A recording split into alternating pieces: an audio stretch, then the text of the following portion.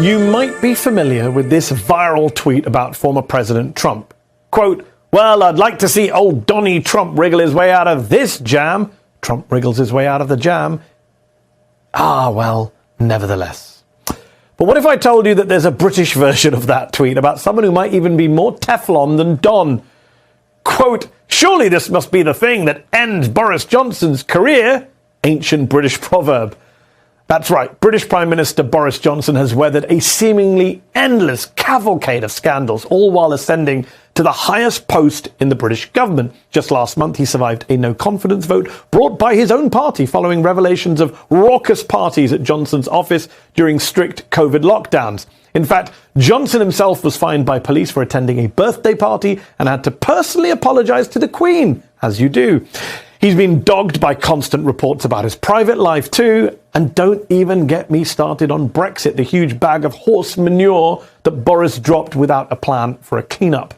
Somehow Johnson survived all those years of bad press, but he's now embroiled in what is likely the most serious scandal or crisis of his career. More than 25 people have resigned from his own government since Tuesday after new questions emerged about the Prime Minister's handling of sexual misconduct allegations within his own party. Conservative whip Chris Pincher stepped down last week after he was accused of inappropriate touching, and this was not the first credible accusation levelled at Pincher, who denies the allegations.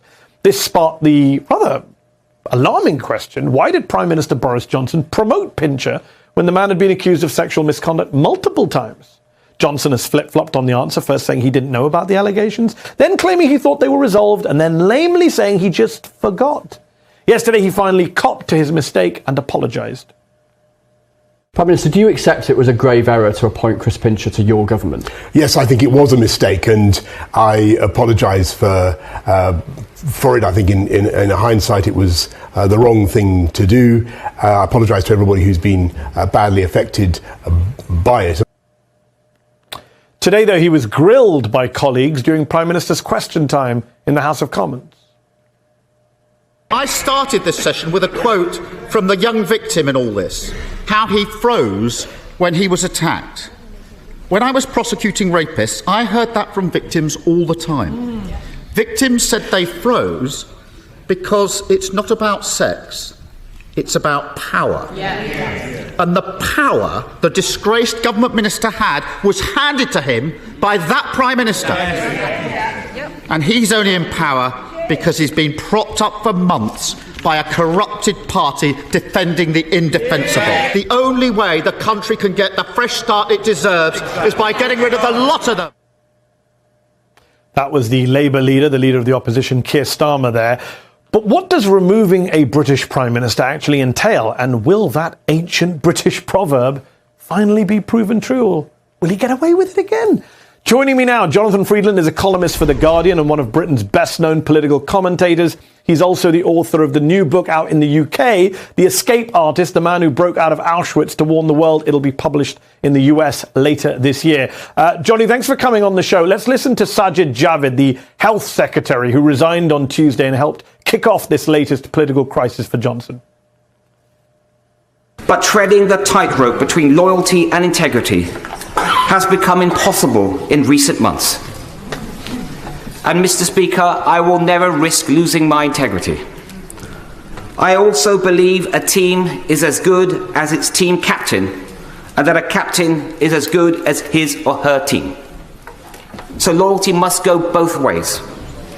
The events of recent months have made it increasingly difficult to be in that team. Damning words there. So how has Boris Johnson survived this long? What kind of Teflon is he made of?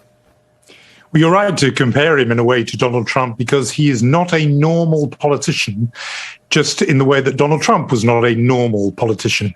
A normal, conventional politician would be out by now. In fact, they'd have been out many months ago.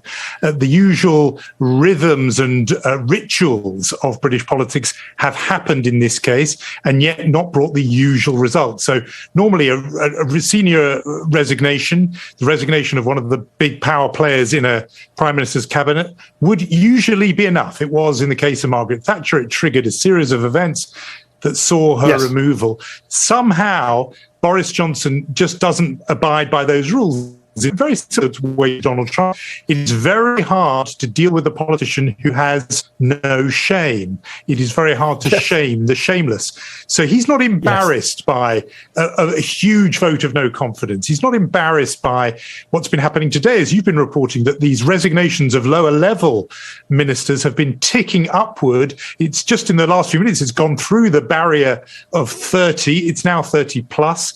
Normally that would be humiliating, but Boris Johnson is incapable of feeling humiliation, and therefore he's staying, and that results in a kind of testing of the constitutional mechanisms, much as Americans saw with Donald Trump. If somebody doesn't walk, it's very difficult to push them out the door.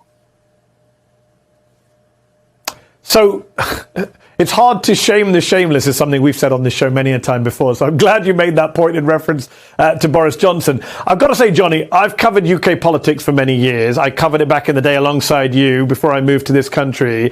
But sitting here in America and seeing here in America fascism on the rise, white supremacy being mainstreamed, and then looking across the pond and seeing the British Prime Minister in a crisis over office parties during COVID lockdowns, it feels a bit weird. It feels very eccentrically British, does it not? It does, if you could focus on the parties. And you're right to make that the link. The current school this week is about him not being honest about his appointment of this man who's now accused of sexual misconduct. And yet Boris Johnson was warned of that and pretended he hadn't been, as you said earlier. So the sort of proximate cause is that. You're absolutely right to point the finger at the bigger thing, which is the scandals known as Partygate. On its face, it sounds, eccentrically British, especially as the big egregious fine that was given to him by the police was for a birthday party, including cake. So it sounds like a British Tea Party. Why was that significant? Because it meant he was breaking his own rules. The rules that he had imposed during the coronavirus pandemic, that he went on TV at a press conference every day saying, you have to follow these rules, which prohibit you from having contact even with your loved ones, even in their dying hours. You are not allowed to hold the hand of a dying mother or father. You cannot console a husband or wife in their last hours. Everyone here pretty well stuck to those rules because they believed they were imposed on everyone.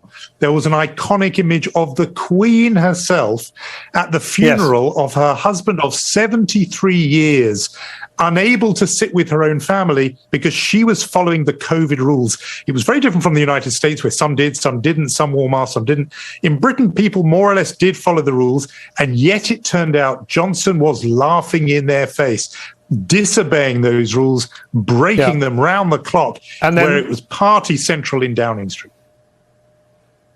And then offering the lamest of excuses. I think we played on this show a few months ago a minister saying that he was ambushed by cake. He didn't choose to cut the cake. He was ambushed by the cake. Last question to you, Johnny. What does Boris Johnson's departure, if it happens, and it may happen by the time this airs, what would it mean for this worldwide sort of alliance that we've seen of right-wing populists and authoritarians that he is often fairly or unfairly included in because of Brexit, the rise of Trump and Johnson and Modi and Orban and Le Pen? I mean, Britain, even without Boris Johnson, has still moved towards that populist right, has it not?